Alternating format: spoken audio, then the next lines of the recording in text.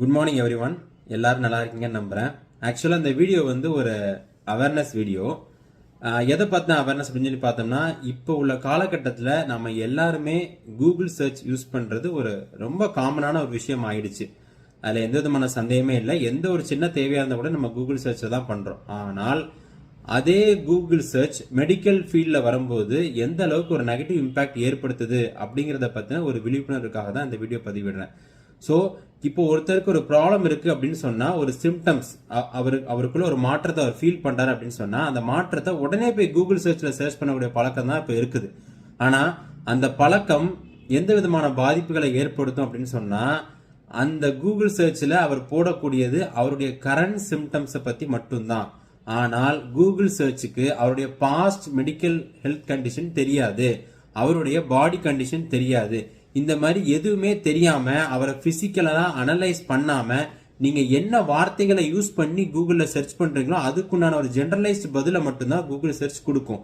இதை நம்ம ஃபர்ஸ்ட் காமனா புரிஞ்சுக்கணும். ஆனா ஒருத்தருடைய உடம்புல ஏற்படக்கூடிய மாற்றத்தை அவருடைய உடம்ப டயக்னாசிஸ் பண்ணா மட்டும்தான் கரெக்டா நம்ம வந்து எந்த காரணத்தினால அந்த சிம்டம்ஸ் இருக்குது அப்படிங்கறத நம்ம கண்டுபிடிக்க முடியும். லாட் ஆஃப் டயக்னாசிஸ் மெத்தட் இருக்குது. அப்படி இருக்கக்கூடிய பட்சத்துல ஒரு உடம்ப முழுசா பரிசோதனை பண்ணி அவருக்குள்ள இருக்கிறத கண்டுபிடிக்கிறது எப்படி, நம்ம மனசுல தோணக்கூடிய வார்த்தைகளை கூகுள் சர்ச்ல போட்டு நம்ம அதுக்கான விடைகளை தேடுறது எப்படி அப்படிங்கறத நம்ம கொஞ்சம் சிந்திச்சு பார்க்கணும். இந்த மாதிரியான கூகுள் சர்ச் மூலமா மெடிக்கல் ரிலேட்டட் கண்டிஷன்ஸை சர்ச் பண்றது நமக்கு தேவையில்லாத ஒரு பதட்டத்தையும் ஒரு குழப்பத்தையும் தான் உருவாக்குது. ஐயோ இப்படி இருக்குமோ, இதுக்குண்டான காரணம் இதுவா இருக்குமோ அப்படின்னு சொல்லி தேவையில்லாம அதிகப்படியான சிந்தனை தூண்டல்களும் அதிகப்படியான பயத்தையும் உண்டாக்கக்கூடியதா தான் இருக்கு. ரெண்டாவது, இதுல வந்து ஃபுல் பாடி கண்டிஷன் வந்து கூகுளுக்கு தெரிய போறது இல்லை. So lack of medical conditions. So அதனால ஒரு ஜெனரலைஸ் ஆன்சர் மட்டும்தான் கிடைக்கும்.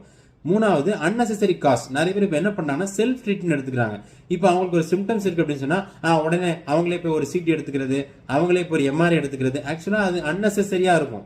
மேபி அவங்களுக்கு சிடியோ எம்ஆர்ஐயோ தேவைப்படாம இருக்கலாம். ஆனா இந்த கூகுள் டைரக்ட் பண்றது மூலமா அவங்க அன்னெசரி காஸ்ட்ல போய் விடுறாங்க. அதுக்கப்புறம் ஃபைனலா மிஸ்லீடிங் இன்ஃபர்மேஷன். ஓகேங்களா? சோ இந்த இது இருந்தா இதுதான் காரணமா இருக்கும் அப்படிங்கிற மாதிரியான ஒரு பதில கூகுள் கொடுக்கும்போது அது சம்பந்தமான நோய்களுக்கு உண்டான தீர்வுகளை நோக்கி அவங்களே அடுத்தடுத்து சர்ச் பண்ணி அவங்களுடைய பாடி கண்டிஷனையும் அவங்களுடைய மனசையும் அவங்க வந்து ரொம்ப சோர்வடைய வச்சிடறாங்க. ஸோ இது வந்து ஒரு ஜென்ரல் அவேர்னஸ், ஒரு ஹம்பிள் ரெக்வெஸ்ட். உங்களுக்கு ஏதாவது ஒரு சிம்டமேட்டிக் தெரிஞ்சுது, பாடியில ஒரு அப்நார்மாலிட்டி தெரிஞ்சு அப்படின்னா நீங்க வந்து உங்களுடைய டாக்டரை நீங்க கான்டாக்ட் பண்ணுங்க. கான்டாக்ட் பண்ணி ஒரு டயக்னாசிஸ் பண்ணி என்ன விஷயம் அப்படிங்கறத கேட்டு தெரிஞ்சுங்க. தேங்க்யூ.